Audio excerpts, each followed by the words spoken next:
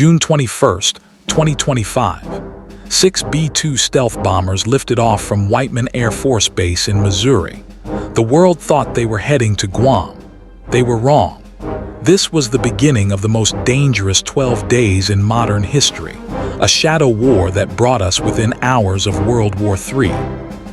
Hidden 300 feet beneath a mountain in Iran was Fordow, one of the most fortified nuclear facilities on Earth, protected by tons of reinforced concrete and rock, designed to survive anything, or so they thought. This is a GBU-57 massive ordnance penetrator, 30,000 pounds of precision death. It can penetrate 200 feet of concrete before detonating. Only America has these weapons, and only one aircraft can carry them, the B-2 Spirit. At 3:47 a.m. local time on June 22nd, the mountain exploded. Not from the outside, from within. The bunker busters had done their job. Iran's most secret nuclear enrichment facility was gone. But this wasn't just an attack, it was a message. Within minutes, emergency calls flooded into capitals across the Middle East. Tehran, Moscow, Beijing, Riyadh, London, Washington.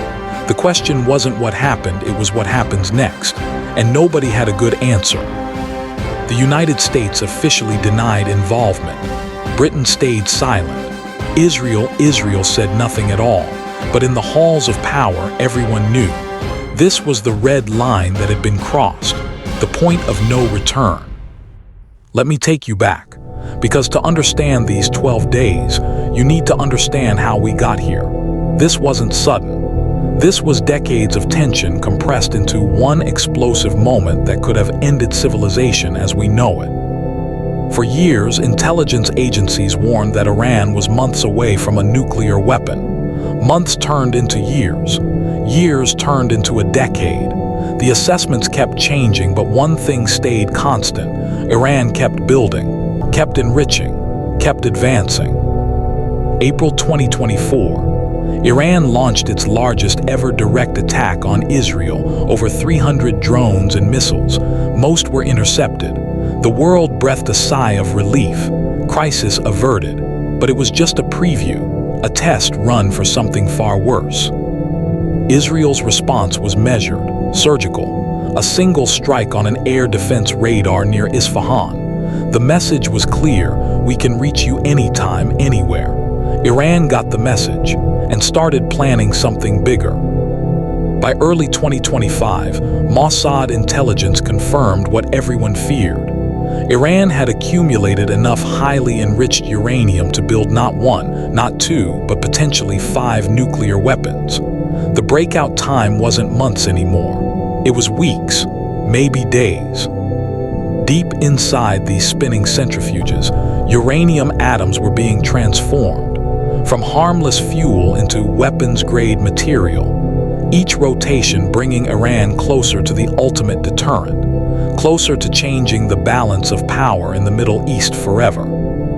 Israeli Prime Minister Netanyahu faced an impossible choice: strike now with uncertain success and risk regional war, or wait and guarantee Iran gets the bomb. Either way, millions of lives hung in the balance.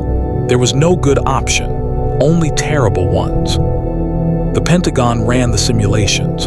Over and over, every scenario ended badly. Limited strike. Iran retaliates, closes the Strait of Hormuz, oil prices spike, global recession. Full invasion, thousands of American casualties, decade-long occupation, Afghanistan times 10. Do nothing.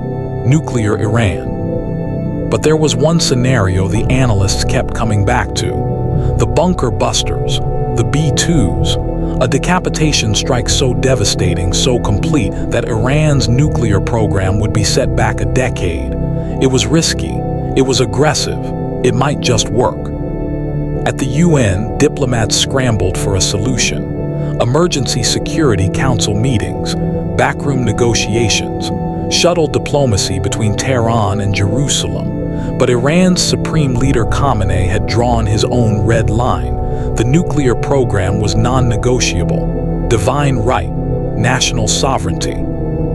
Meanwhile, in the Persian Gulf, the USS Abraham Lincoln Carrier Strike Group took up position, officially a routine deployment, unofficially a $20 billion insurance policy, 75 aircraft, 5,000 sailors, enough firepower to level a country, all waiting for the order.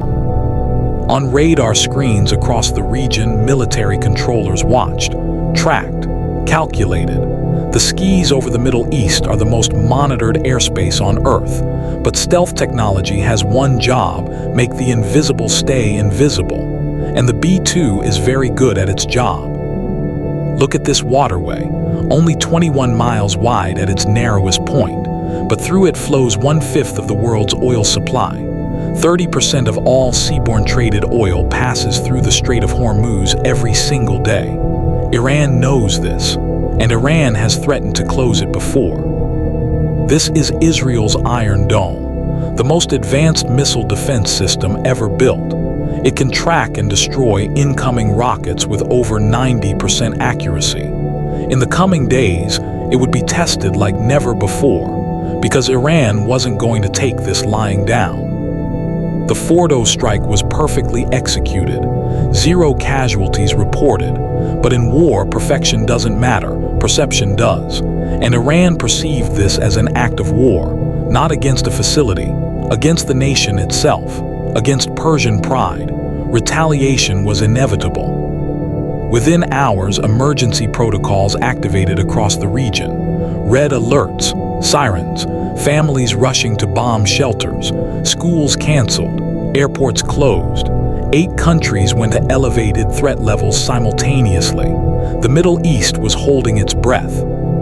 Iran's Revolutionary Guard didn't need permission. They had standing orders for exactly this scenario. Fast attack boats swarmed into the Gulf. Mobile missile launchers rolled out from hidden bunkers. Proxy forces from Lebanon to Yemen went to maximum readiness. The counterstrike was coming. This facility at Natanz is Iran's other major nuclear site, above ground, visible from satellites, harder to defend. Israeli intelligence suggested it might be next, but attacking 2 facilities would be crossing from surgical strike into full war. The question was, did Israel care anymore? At 6:15 p.m. that same day, it started. Not from Iran directly, that would be too obvious. Instead, from Syria. 3 Iranian-made missiles screamed toward Tel Aviv. This was retaliation by proxy, deniable, escalatory, dangerous. In Jerusalem, the security cabinet convened in the underground command center, built to survive a nuclear blast. On the table, proof of the attack's success. Satellite imagery of Fordow, before and after, but also intelligence of what was coming next, and it was worse than anyone imagined. 7,000 miles away in Washington, it was still early morning when the Situation Room filled with the president's national security team. CIA Director, Secretary of Defense, Chairman of the Joint Chiefs. The question on everyone's mind, did we just help start World War III? Al Jazeera broke the story first. Massive explosions reported in Iran. Within minutes, every news network on Earth was covering it. But nobody had details. Nobody had confirmation. Just smoke, speculation, and the terrifying possibility that nuclear weapons might be next. American spy satellites are the most sophisticated surveillance systems ever created. They can read license plates from space, record conversations through windows, track heat signatures of individual humans, and right now, they were watching Iran's nuclear sites like hawks watching prey.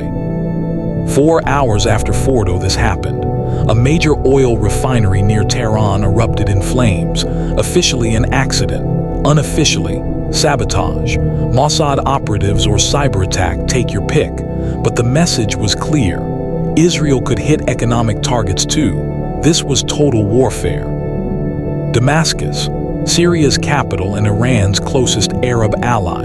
Assad's regime was already fragile from civil war, but Syria's territory had become a highway for Iranian weapons flowing to Hezbollah. Israeli jets had struck Syria hundreds of times before, but never like this, never during a crisis like this. Military planners use these maps to simulate war. Every unit, every asset, every possible move and countermove. What you're looking at is nightmare fuel, the scenario where Iran closes the strait, Hezbollah launches from Lebanon, and Hamas attacks from Gaza, all at once. Vladimir Putin watched from Moscow with keen interest. Russia and Iran are allies, strategic partners, but Putin had his own calculations. Support Iran too openly, risk Western retaliation. Stay neutral, lose credibility. So he did what Putin does best, played both sides while preparing for opportunity. In southern Lebanon, Hezbollah's arsenal dwarfs anything Hamas ever had. Over 150,000 rockets and missiles, some primitive, some sophisticated, enough to overwhelm Iron Dome through sheer volume. Their leader Hassan Nasrallah had sworn to defend Iran. Now was the moment of truth. Modern warfare isn't just bombs and bullets, it's electrons and algorithms. Cyber attacks began hitting Israeli infrastructure. Power grids flickered, banking systems glitched. Nothing catastrophic yet, but the digital warfare was escalating alongside the physical. This was 21st century conflict. The Gaza border had been tense since the 2023 war, but Hamas was still recovering, still rebuilding. The question Israeli commanders asked was brutal but necessary. Can we fight a three-front war? Hezbollah from the north, Iran from the east, Hamas from the south, simultaneously. That night, Tehran streets filled with crowds, not protesters, supporters, chanting death to America, death to Israel. State media was already framing Fordow as a martyrdom, the facility destroyed, scientists killed, national honor demanded vengeance. The pressure on Iran's leadership was immense. In war, it's easy to forget these, the soldiers who never come home, the young men and women in uniform who follow orders, trust their leaders, and pay the ultimate price. This wasn't a video game. Every decision from here forward would be measured in human lives. Israeli F-16s scrambled around the clock. Pilots slept in their flight suits. 4-minute readiness. The entire Israeli Air Force was on maximum alert because intelligence suggested the big Iranian retaliation was still coming. The missiles from Syria were just the opening act. In this playground, children had played just hours before. Now it was empty, families in bomb shelters, waiting, listening for sirens. In Israel, every citizen knows where the nearest shelter is. They practice these drills from childhood, but practice never feels like the real thing. Classified intelligence reports flooded into command centers, signals intercepts, satellite imagery, human intelligence from agents in Tehran, all pointing to the same conclusion.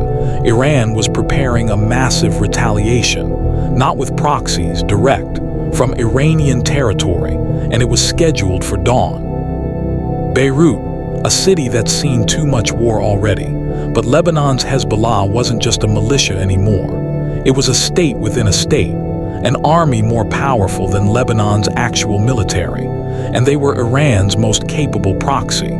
If Hezbollah joined this fight, Israel faced catastrophe. Saudi Arabia quietly watched from across the Gulf. Once sworn enemies of Israel, now secret partners. Both feared Iranian nuclear weapons. Both benefited from Iran being weakened, but publicly supporting Israel, political suicide. So Riyadh did what it always does, stayed silent and calculated. Submarines are the ultimate trump card, unseen, untrackable, carrying enough firepower to level cities. Israel's Dolphin-class submarines were rumored to carry nuclear-capable cruise missiles. Nobody confirmed it, nobody denied it. The ambiguity was the point, the ultimate deterrent. When this siren sounds, Israelis have 90 seconds to reach shelter. 90 seconds between warning and impact. 90 seconds to grab children, elderly parents, pets, to make peace with mortality. The psychological toll of living under threat is invisible but devastating. Jordan's King Abdullah faced his own nightmare. Palestinian majority population sympathetic to Hamas, peace treaty with Israel, economic dependence on the West, but sharing a border with both Israel and Iran-backed Syria. Jordan couldn't afford to choose sides, but war doesn't care about neutrality. This tanker aircraft represents the logistics of modern air power. Fighter jets can't fly from Israel to Iran and back without refueling. The operation required perfect coordination, tankers pre-positioned, escape routes planned, every detail rehearsed. One mistake and pilots die. Iran's missile forces are no joke. Thousands of ballistic and cruise missiles, increasing accuracy, some capable of carrying unconventional warheads.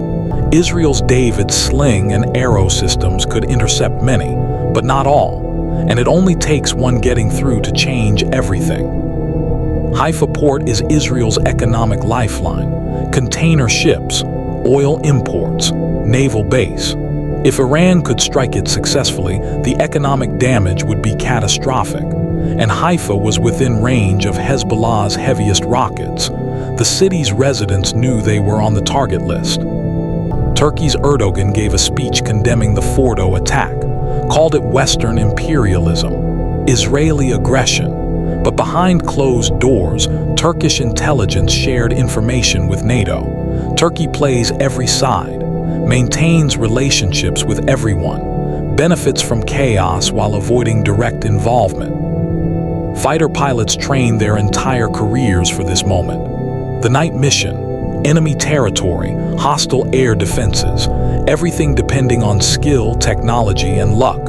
The cockpit becomes a universe, instruments glowing, threat warnings beeping, adrenaline managing fear. Bagram Air Base in Afghanistan represented American power projection. Though U.S. forces had withdrawn, the base remained a symbol, and its proximity to Iran wasn't coincidental. B-2 bombers could stage through multiple locations, keep Iran guessing, maintain uncertainty about strike packages. Naval mines are the silent killers of maritime warfare. Small, cheap, devastating. Iran had threatened to mine the Strait of Hormuz before. One successful mining campaign could halt global oil shipments for weeks, trigger economic panic, force military intervention just to clear shipping lanes. The Suez Canal represented everything at stake: global trade, energy security, economic stability. If this war escalated enough to threaten international shipping routes, every nation on Earth would feel the impact. This wasn't just a regional conflict anymore. It was a global crisis. Military valor isn't about glory, it's about duty, sacrifice, following orders even when terrified. This medal represents someone who did their job when everything was falling apart, who held the line, paid the price. Heroes aren't born, they're forged in moments like these 12 days. The White House Situation Room had seen crises before. Cuban Missile Crisis, 9/11, but this felt different. Nuclear-capable nations in direct conflict. American weapons used in the attack. Pressure from both sides to intervene or stand back. No good options, just damage control. Israel's Arrow 3 system can intercept ballistic missiles in space, actually in space, before they re-enter atmosphere.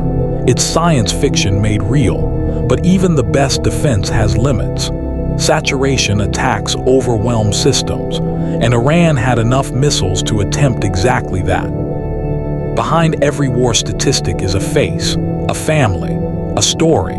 This photograph represents millions of families across the Middle East living through these 12 days, unable to control their fate, watching leaders gamble with their lives. War doesn't care about individuals, but individuals suffer most. Bushehr was Iran's only operational nuclear power plant, built with Russian help, under IAEA safeguards.